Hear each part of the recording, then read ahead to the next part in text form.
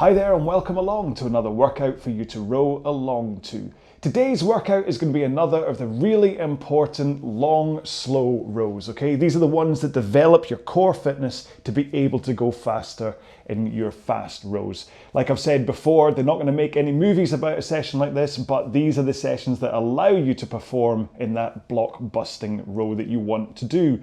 So what we're going to do today? Well, we're going to do 12 minutes, 3 times with 1 minute rest in between, and we're going to do these at the good old favourite 20 strokes a minute and 2k plus 18 pace. Now, this one is also going to get used as week 3, session 1 of the 2k Redux, meaning redo plan, where I'm going back over the sessions and doing them again. And what I've done in week 2, session 1, I'm going to repeat in week 3, session 1. Which is, in the first interval, we're going to go through technique and all that kind of stuff to make sure that you're all ground in and you're rowing well. And then in the next 2 intervals, I'm basically just going to tell you a bedtime story. I'm going to continue the story of my rowing progress up until where we are right now. Really just because this is the kind of row where once you get in and you're locked, you really just need to concentrate on just staying locked and just kind of getting to the end of what's quite a long row. And me just kind of constantly talking to you about technique and stuff can get quite dull at that stage. So I'll make sure and pepper it with little bits of technique tips, but I'm going to pick up where we left off in episode 1, but I'll tell you more about that. There's no point me talking to you about it now. We've got all this time together. So, right, what's he on about? He's lost it already. Oh no, come back to me. 4-minute warm-up. We always start this way. There we go, back on track. Start off by setting up your drag factor on your machine. If you don't know what drag factor is, then please do check out the video on the YouTube channel. Next up, go to the monitor and set it at eye height so you don't have to look up and you don't have to look down. And finally, the foot strap should cover either the bottom lace in your shoe or regardless, whether you're in socks, high heels, whatever, they should allow you to be able to get your shins to vertical when you come to the front. Okay, so too high, you might not be able to get to vertical. Too low, you might go zooming straight past vertical, which can cause power leaks. Right. So our 4-minute warm-up starts at 18 strokes a minute, and you just ease yourself into this for the first minute, okay? So, I'll talk you through it once we're rowing. We're gonna go in 3, 2, 1, let's go. So right now, all I want you to do is just make sure you're connecting with your legs and your arms. So don't worry about pace. If you really want to see something in front of you to know whether you're rowing hard enough, then maybe around about 2k plus 30. I just want to make sure that your body is moving and that you're getting the sequencing right of pushing with the legs and connecting with the handle and the flywheel at the same time. And then as we go through this next 30 seconds, just let your body ease off. If you can increase the pressure with your legs to help the speed, then speed up a little bit. Ideally, as we get into this next 1 minute, you want to be rowing around about 2k plus 20, which means 20 seconds slower than the average time it would take you to row a 2,000 meter time trial. If you don't know that, then I recommend watching the video I've got called The Importance of Baseline Testing. So you know why you're doing that, and then strap in and row 2k. It's the best way to really know your capabilities and adjust your training pace if you're wanting to try and get faster. Right, in 4 strokes time, we're going to take 1 foot out of the foot strap and put it on the floor. So 1 more stroke. Put foot on the floor, continue rowing with just 1 leg strapped in. This really helps with your body angles and compression and stuff at the front of the row or stroke. I've just noticed my microphone's banging around. It's come off. I do hope this isn't affecting sound quality, got to figure every single time I row, it's going to go thump. Right, let's swap feet. I have to come back and redo this warm-up later. Let's see. Can't see whether it's causing the recorder to spike. You don't care, surely. You're just warming up. And I'll make sure it's fixed for the actual main session. Okay, both feet in, legs straight, and just row with the back and arms. So you swing over your hips, and then you pull in with your arms. And in the reverse, push out your arms and swing over your hips again.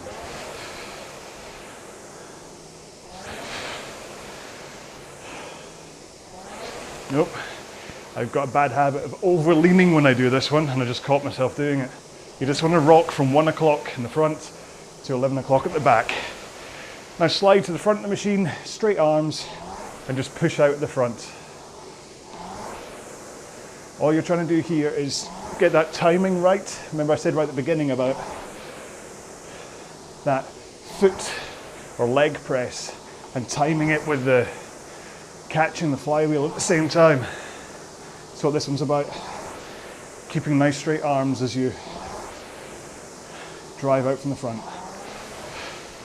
And we're all done with the warm-up. Now let me quickly, just in case, right, there we go. And I'll hold it, hello, testing. Yeah, keep on moving up and down the rail, have a quick drink, and I'll explain one more time what it is we're doing today after I've taken off my hoodie and fixed the microphone. You know, part of the reason I'm redoing all these videos is to try and get round technical issues like that. I should really just be anyway. So what we're doing today is we're going to do 3 12-minute intervals with 1 minute rest in between. Now, as far as programming your monitor is concerned, you should be able to get away with just programming it as the 12-minute intervals with 1 minute rest in between. There's a tiny chance we'll end up like 1 or 2 seconds out of sync by the end, but because there's only 2 rest periods, it shouldn't be that bad, okay? Or you could just go ahead and program in 38 minutes, which will include the rowing time and the rest, and just count down from top to bottom and not worry about coming back and looking at splits afterwards. Or you can go to the ErgZone app where this will be under the RA icon, and this one is RA17. So look for that, and that will then, if you've got PM5, allow you to just pre-program the monitor and not have to worry about any nasty button pushing and stuff. Now, all 3 of these intervals are going to be at 2K plus 18 pace and at 20 strokes per minute. So these little 1 minute rests in between are just there to make sure that you don't spike too high in terms of heart rate, okay? So a lot of people would prefer just to do a straight 30-minute at 20 strokes per minute, but today I want to give you that extra kind of 6 minutes of rowing, but that rest just to try and kind of just keep you ducked under so you can try and stay around about 60 to 65% of your maximum heart rate, all right? Because I don't want you to spike too far past. So we did 36 minutes straight, then you can kind of, you'll have seen that from the week 2 session 1 with the 40 minutes, that because we did that non-stop, you probably spiked a little bit high towards the end. I know I did, but that's because I was talking the whole way through. So anyway, right, okay, this has been a very strange workout so far. Let's hope it doesn't get any stranger. Microphone is attached. Hello. Right, fine. You ready for this then? So let's start with our first 12-minute interval at 20 strokes per minute and 2K plus 18 pace, and I will take you through technique stuff in this first interval. All right, 3, 2, 1, go. So remember, 20 strokes a minute is 1 stroke every 3 seconds. So even if you're not listening to the sound, which of course, this is why I just paused then, you won't hear me saying this, but you get what I mean. If you get, for whatever reason, you get disconnected from the audio, or even the video, or even the podcast, and you just want something to lock into for your pace, or sorry, your stroke rate, then just count down in 3s. That's what I do anyway. I mean, eventually you just drift away and you've got the rhythm kind of, it's just locked in. And you don't really need to think about your stroke rate. But certainly at first, and then if you're, more importantly, if you're rowing on your own, not along to something like this, and you're trying to hit 20 strokes a minute, then just watch the counter, count down in threes. Right. So the stroke then, whether you're new to RowAlong and this is your first session with me, or whether you're a regular viewer, hi. I do like all my regular viewers. Or whether you're experienced, whether you're just starting off, who knows. But everybody could do with just a little flash of a refresher course for technique, just so you can kind of have a mental checklist, make sure no little stroke gremlins have snuck in while you weren't paying attention, which is why pretty much all of my workouts I talk about technique. So it just helps you swim in and out of focus for what you're doing. So that now we're almost 3 minutes into this interval, you should be nice and warm, should have found your rhythm properly, and you can now start to think about body positions and things. Now, first thing I want to talk about is the seat slide. You should remember when I was talking about the foot stretcher height in the warm-up, about getting your shins into a vertical position. That's important. You want to be able to get to vertical for maximum efficiency into the stroke. It's the perfect angle to be able to push off with your feet. If you go past vertical, and that's usually done by sliding too far forwards on your seat, then you can cause quite a large power leak. And after all, we're trying to get maximum power into the machine with the best efficiency. The same goes for if you're not sliding forward enough. You're not leaking power because you're not able to get the full leg drive in the first place, but you're certainly not going to be as powerful. So try and look at yourself in the mirror or look straight down once or twice and just have a look as to whether your shins are in a vertical position or not. Now, seat slide is part of it. Things like if you feel the seat banging off your heels,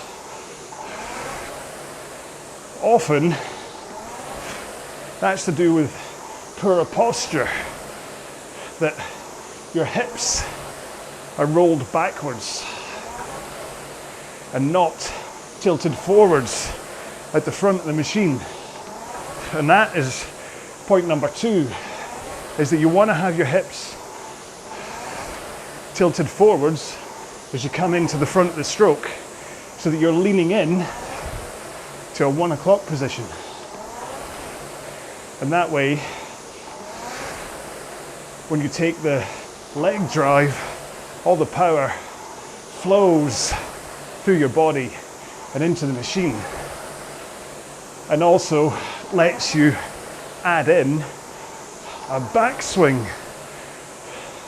So you push with your legs and then you swing with your back to add in even more power. So a nice forward lean at the front, arms straight, good posture, forward tilt of your hips, braced core. Your shins are at vertical, and then you're ready to push with your legs into the machine. And if you think about trying to push the machine away from you, rather than pushing yourself backwards, it really does help get the power in, and to think about keeping your arms straight, hanging off the handle to let the power flow into the flywheel or water wheel or whatever you're using. Nice and efficiently, to then add in that backswing, and then finally a good old powerful pull of the handle into your chest to run about sternum height, or kind of brass strap height really. But that push from the machine, pushing it away from you, from a weird brain point of view, should try it, because thinking about pushing the machine away, it's weird, but it really does smooth out and increase the power through that leg drive. Anyway, so you pull in nice and powerfully with a handle to finish. You still want a braced core, powerful posture as you pull in and lean back to that 11 o'clock position. So you don't want to slump and round your lower or upper back. See quite a few people who'll kind of come in the back and then just dump everything down. You want to be powerful. I'm not asking to be a plank of wood that's just stiffly swinging backwards and forwards, but I want you to be strong, powerful, Spartan. Maybe not Spartan. You get what I mean? A nice, powerful finish. And what that does is it lets you send the handle out at the same pace you pulled it in at, while rocking back over your hips. It's a nice powerful posture, lets you do that rock. So handle away, rock. And once the handle is past your knees and you've got that body rock, that is when you bend your knees. Okay? So again, take a look at yourself in the mirror or in a video, or even just look down. That might be simpler. And if you realize that you're popping your knees up and then throwing the handle over your knees, you've got the sequencing all wrong. Okay? On the return, handle, back, legs. You'll hear some people say arms, body, legs. Arms, body, legs. Which is the total reverse of the drive. Because the stroke itself goes legs, body, arms. Legs, body, arms, arms, body, legs. Okay? So if you're going to do any rowing on your own, not to a row along, why would you? And you want to just think about technique, just remember that its sequencing goes legs, body, arms, arms, body, legs. And then it's just down to hitting the right body angles. That 1 o'clock to 11 o'clock lean, shins at vertical, handle in a nice straight line, backwards and forwards. You don't drop down and do some weirdness. Just for the time being, straight backwards and forwards. And that should be you. Right, I managed to squeeze that into 9 minutes. Probably rushed through it a bit, but last stroke. But don't worry. Like I said, I always talk about technique, so you'll hear enough of me talking about technique if you do enough of my rows. But yeah, if you can just think about legs, body, arms, arms, body, legs for the stroke, and just hit the body angles I talked about, that's enough if you've not really thought about technique before. Don't confuse yourself with lots of other technique tips and stuff. Just stick to them and you'll be fine for the time being for this first row. If you're new to thinking about technique. I just choked on my water. Oh, right. So in 10 seconds time, I'm going to go into interval 2, all right? 5, 4, 3, 2, 1, go. Same as last time, 20 strokes a minute, 2K plus 18 pace.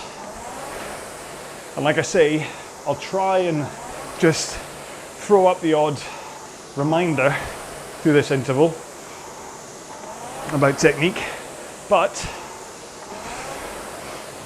this one I'm just going to continue my little bedtime story. And of course you could just, if you want, get to the end of this one and go, you know what, I don't want to listen to any more from him, and then just rewind all the way back to the first interval again. But hopefully. So previously on John's rowing, where was I? I think it was 2014.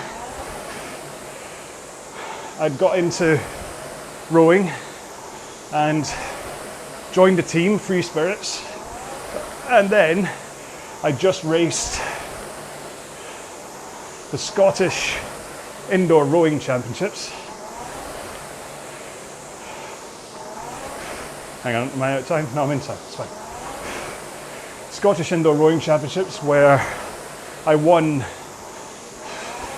gold in the 1,000 meters because nobody else rowed it. And even though I won the open race, because they combined it with the student open race, I came 11th. And I'm still bitter about that. Mostly because it made me feel like an idiot. But hey, maybe you watching this, you'll learn things from me, so the same thing won't happen to you. My point of contention on that one was mostly down to the fact that I didn't see any of the names of the other people that I was in fact racing on my monitor. So I figured, it says 1, I came first. Anyway, so that was, I think that was October 2014. And then December 2014, I'd also entered the British Rowing Indoor Championships. Now they take place at the Lee Valley Velodrome in London. Such hilarity ensued from friends who had no idea about indoor rowing. when they were asking questions like, don't the floorboards warp when they flood it for your indoor rowing? I'm like, you're kidding, aren't you? And they seriously thought that they flooded the floor of the velodrome and that basically we just all rode round in circles. Ridiculous. Anyway, so still with dreams of world domination, even after the Scottish, training continued the next couple of months for the British Championships. And I'd spend quite a lot of time, say, lunchtime walks at work, and I'd just be imagining what it was like to row in that arena. Imagine rowing nice and strong. Imagine crossing the line first. All that kind of stuff. Not because I'd read anything about the power of visualization. I was just really excited about the prospect of rowing at my next event, which was much bigger. So let's wind the calendar on. Flew to London, stayed in a cheap hotel, but it's fine. And then had like a half-hour walk to the velodrome.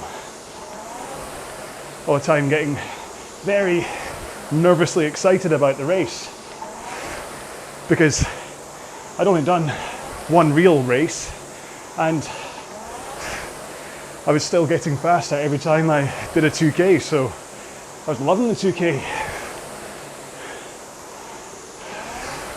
And then got there. It was a bit of a, I think it was the first time they'd held it at the Lee Valley, because there was definitely some logistics issues when it came to registering and signing in and stuff. Huge queue in the cold, and bus loads of juniors would all sneak up the inside of the queue and get in first, but blah, whatever. Get in, register, get a piece of paper with my entry number, and also importantly, the stamp for, or the space for a stamp for being a lightweight.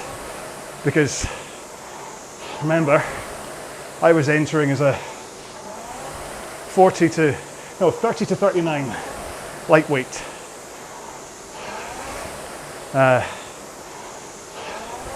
And so then I had to weigh in to make sure I was under 75 kilograms. It's 165 pounds in old money. So I think it went all right, actually. Don't think there was any panics this time around, because I was still being a very good boy in terms of making sure I made weight, didn't have breakfast, all that kind of stuff. So sailed through it and then wandered off to get changed. Meanwhile, the piece of paper, my registration number, unbeknownst to me, had fallen out of my pocket. So off I go, get changed, and then just stand up in the stands and watch the early races, which is mostly the juniors, which will be why they skip the queue, of course. But it's huge, the Lee Valley arena for rowing. It's massive, and also because the cycle track is so big, there's quite a big distance between the seats and the race floor. So you can't really like see the whites of the eyes of the rower. But they also split it up into two banks, if you want to call it that. So they have like a A and a B side. Although I don't know whether they were actually calling it A and B in 2014, but they did last time I was there. By the way, there's enough people on the floor that they run multiple races at the same time. So I was in the 30-39 lightweight. I think they were running the 40 to 49 lightweight at the same time. Maybe even the 50 to 59 too. So lots of rowers on the floor for my event. They got to about 20 minutes before, and I'm thinking, all right, I might as well go and see where I need to warm up. Go down to the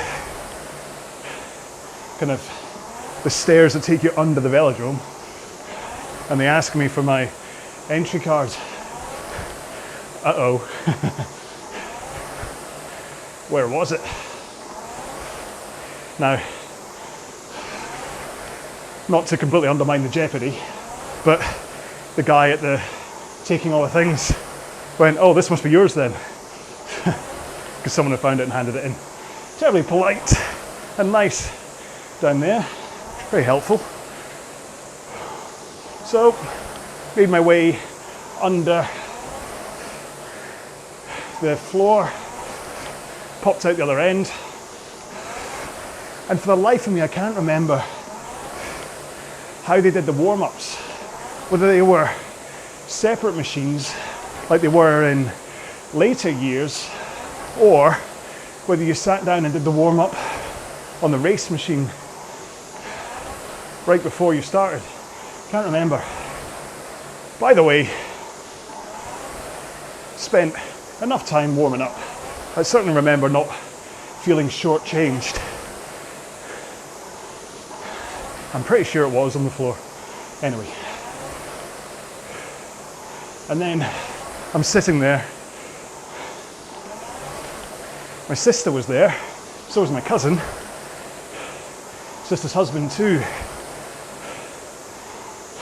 And I could just, well, I say just make them out in the crowd. I could see them in the crowd, but I much preferred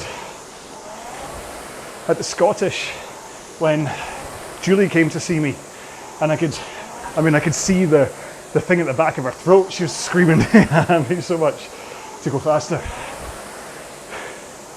Uvula, is that what it is? Anyway. So I could see Pam in the crowd, but didn't have that real thing where you could hear and see everything they were saying. And then those words, that even thinking about it now, I can feel my stomach tying itself up in knots. And they're like, okay gentlemen, put down your handles, get ready to start. At which point, you sit there, everything goes quiet, and you suddenly just have almost like a near-death experience as you run through what's about to happen over the next few minutes. All right, one more stroke. That was nicely timed, wasn't it? Have a little ad break here. Make sure you continue, come back. Don't worry, I will never run mid-row adverts. I think they might run at the bottom of the screen, banner ones, but that's why all my data is up over here now. So that if there is any adverts running at the bottom of the screen, they don't annoy you.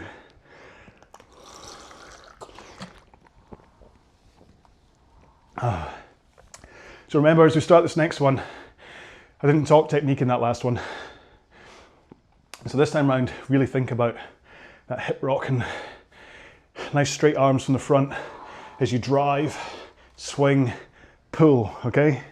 It's important you don't pull early from the front. I made a video about this called It's Not Just About the Legs. So if you don't know what I'm on about, you might want to watch that. Okay, next intervals coming up in 5, 4, 3, 2, 1, go. Now, I've got to say, That's us 24 minutes into this one. And this is absolutely flying by for me. Hopefully it is for you too. So anyway, right, race. Not much to say about the race. It started, I put in everything I could. I think I got 6:42, I think was my result, and fell off the machine on the floor, completely exhausted afterwards. But importantly, the monitor showed that I'd come third. Now, what have we learned? Or what should I have learned from the Scottish Championships? Just because your monitor says something doesn't mean it happened. So I come off and the announcer says, "Could the winners of the last race please take a seat? There's a medal presentation, it's about to begin." I'm thinking, oh, super. Get my medal and then I can hot foot it back into London, do some Christmas shopping. Woohoo! Well, actually, couldn't have done that. Pam was there. Anyway, regardless, I go take a seat. Talking away to the guy next to me. "Oh, how'd you do?" "Oh, I did 6:42. How about you?" "Oh," he says like 6:36 or something. Like, wow. "Where did you place?" He says, "Third." "Huh? I'm third." Turns out that in a continuation of what happened at the Scottish, I was racing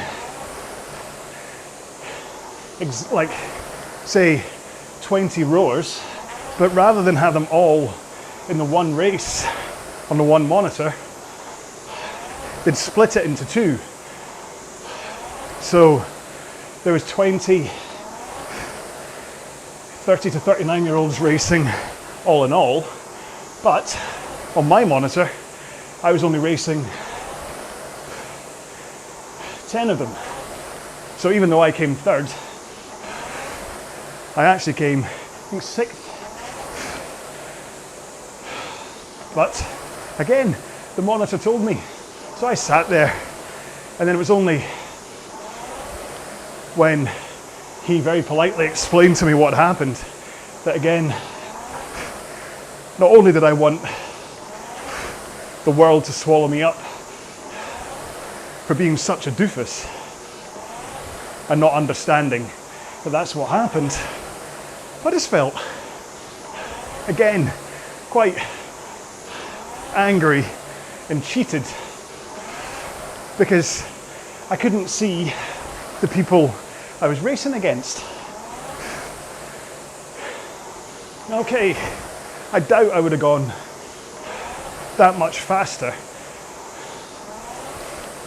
had I seen other names, but I'd like to have had the option. Anyway, so that was it. Another lesson learned about making sure you know how many people are in your event and then checking monitor setups and stuff. Didn't hang around for the 500 meter or anything. I just did the 2K that year. And then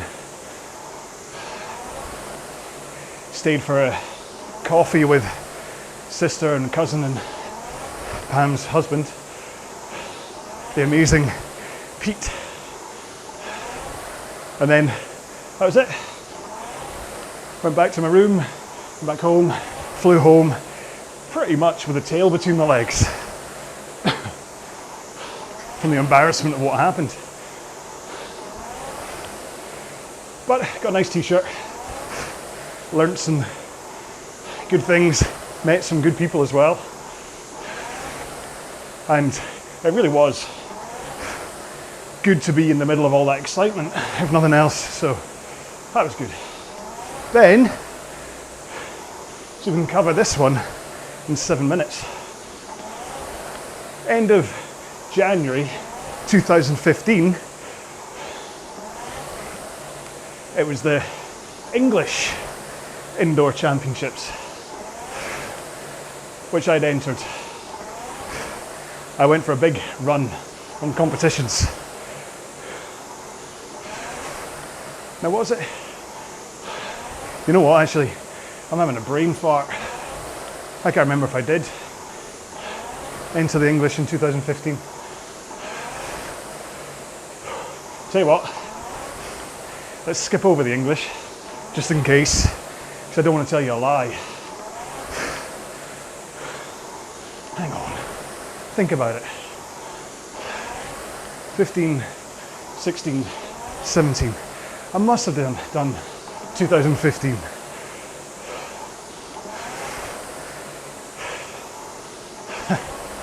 Yeah, I must have. Right, so, English. Let's go back to that then. The English was held at the, and is still held at the Manchester Velodrome. Much the same setup in terms of you race on the bit in the middle where the cyclists usually warm up. But this time, everyone is in the middle, including the crowd. So that's fantastic. So everyone's, well, if you're in the front row racing on the floor with the barriers, the closest person's only about 4 feet away from you. So you can really see them shout at you. But yeah, got there. Again, process of weighing in and things. All went well. I was being a good boy. And still rowing for free spirits at this stage as well. So bumped into a couple of the Manchester-based free spirits guys who are still really good friends today. Dave Plum from Free Spirits really took me under his wing that day. I think he was one of the ones that originally told me I might be good at this, so he obviously had a sense of responsibility. Yeah, so this time the warm-up machines were behind the seats, and the toughest part with that is all the kids. Sounds like I've got something against kids. I don't. But they're all on there practicing their changeovers for the relays that come up in the afternoon, and trying to kick them off so I can warm up before a 2K.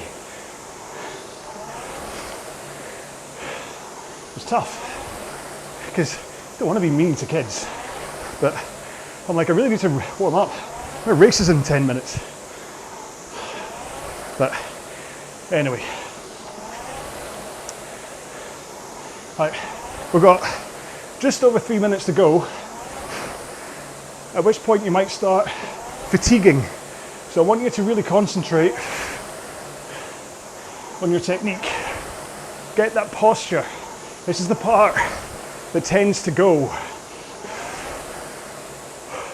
You can start to do, as your legs and arms tire, you can start to do weird things led by a collapsing posture. So make sure to really concentrate on being up on your sit bones at the front of the machine with that powerful posture and a forward tilt of your hips. Okay? Just for the last 2.5 minutes. Now, got a confession to make here. I can't remember where I placed in the English. I'm gonna say second, because I'm pretty sure I've got a medal sitting over there. It's a silver colour. from the English. And I know I never won silver again at the English Championships. Spoiler alert. Question is, did I not win silver because I only ever won gold? Or did I never win another medal? But yeah, so the great thing about the English, this is what I want to talk about this one for, is it's the first time I ever had a race with somebody sitting beside me or behind me. It's like a timekeeper to make sure you don't cheat and stuff.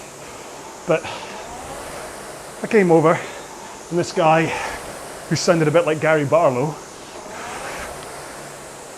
was like, "Oh, would you like me to give you some encouragement during your row?" I think you'll find that's a very good Gary Barlow impression. And so I said, yeah, and it was amazing having someone behind just saying, "That's it, come on, you're 500 meters down, you're holding your pace well. You're approaching 1,000, you can keep going, come on, you've got this, you can do it." Not in a PT, I've got no idea what I'm on about way, but actually, he was reading the monitor well. And I really think it helped push me through the last few meters. Right, last stroke. Talking of last few meters. Tell you what, we'll do our cool down and then there'll be a little cut and it'll be me going to get the medal so we can find out for sure where I finished. I'm sure you care. Yeah, so there wasn't much. The big thing about that first English race was the experience of, so I'm just trying to load up the cooldown, was the experience of having someone, a cox basically behind me, just saying, "Come on, you've got this," and kind of reading the monitor for me saying, you're ahead of the other guy by 10 meters and things, because I mean, towards the end of a 2K, I'm eyes closed and I'm all over the place, just trying to squeeze out every last watt of power to try and get to the finish. So to have him going, come on, yeah, right up, you're doing it, and just to know that I was making it and I wasn't letting any of the demons get in my head that tell you, oh, you might lose here. It was amazing, it really was. If you get a chance to do a race with somebody sitting behind you that knows what they're on about and they can talk you through it, this is why I make the pacer videos, is to try and be like that for you. Right, 2-minute cooldown.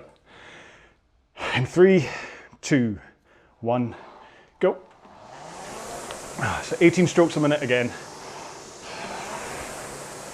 Like the warm up. And just ease your way through this. I mean, it wasn't that tough a session today. So hopefully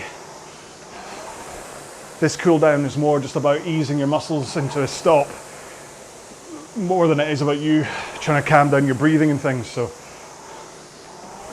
it gives you a chance to kind of decouple your brain from rowing as well. Can't believe we only got through the British and the English today. I mean, do tell me to speed up my stories in the comments to this one if I'm just labouring things too much, but I'm trying to give you an idea of the race experience, because not everyone either has raced or wants to race. But maybe you've got a little bit that thinks, I wonder what it's like. And it is amazing. I mean, you're rowing side by side with people and you hear, when you start, you just hear this cacophony of Concept 2 flywheels whooshing. Sometimes there's music playing. Usually they stop the music, but sometimes they keep it on. The big thing to say about racing though is, I don't know if when you've done your test, whether you end up with a thing called erg cough afterwards, where basically you've been gasping for air so much you irritate your lungs, you end up with a bit of a bad cough. Well, because the velodromes they keep them so dry because they don't want the wood to warp, and also it helps the cyclist, the speed of the cyclist. Oh man, is it bad. It's like every single ounce of moisture has been ripped out of your body. There you go, it's 2 minutes done. And especially your lungs, oh, the erg cough. I've tried everything. Sucking on Jakeman's sweets right before I start and everything, but just, and then your lips get dry and it's just this. Good tip for that actually is something that I saw Sam Blythe do, the Fitness Matters guy, my coach.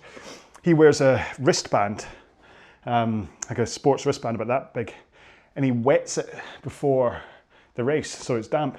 And you'll see him, because I asked him, because I had no idea what he was doing, but he'll row, and then he'll suddenly go like that.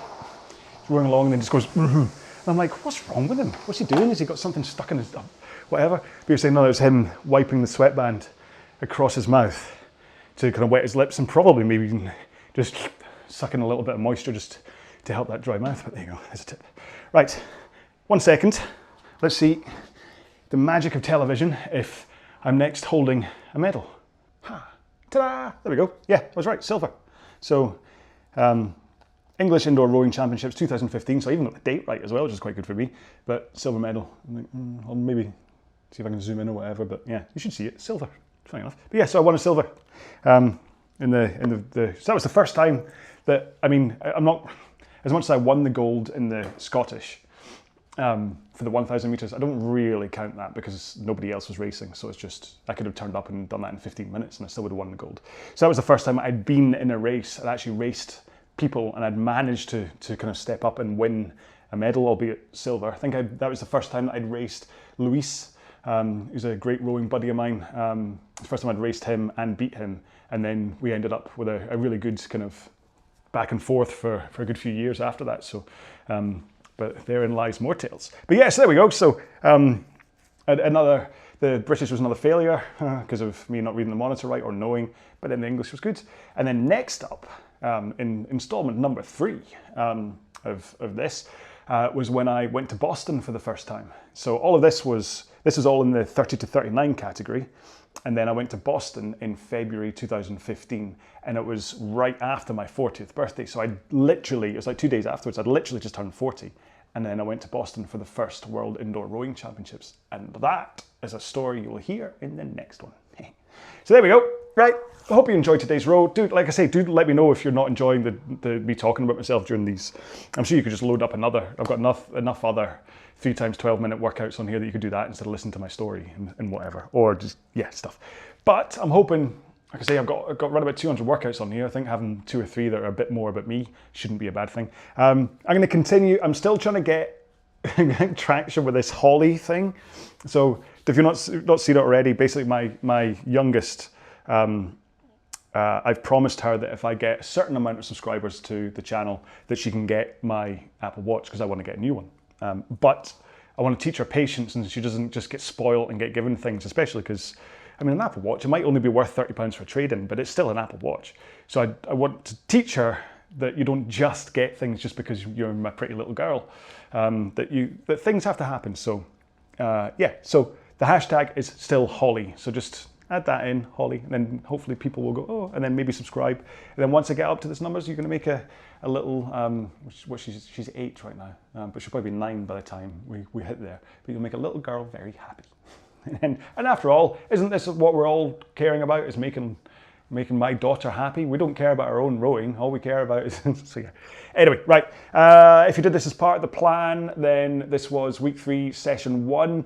Week 3, session 2 is going to be a mid-tier workout. So it's going to be a little bit tougher, but it's not going to be an absolute max workout. So it should be an interesting one. They have been so far. I've quite enjoyed redoing these ones and kind of just reimagining them very slightly. So we'll see what the next one is. Thank you so much for putting up with me. I really hope that these are helping you. Yeah, and like I keep on saying, you're helping me because I'm still not able to row at 100% yet. So by backing off and talking away to you, it keeps me sensible. So we're helping each other. It's a great symbiotic relationship going on. And I just hope that my shtick works for you and all that kind of stuff. Thank you so much. Stay safe. Be well. Bye-bye.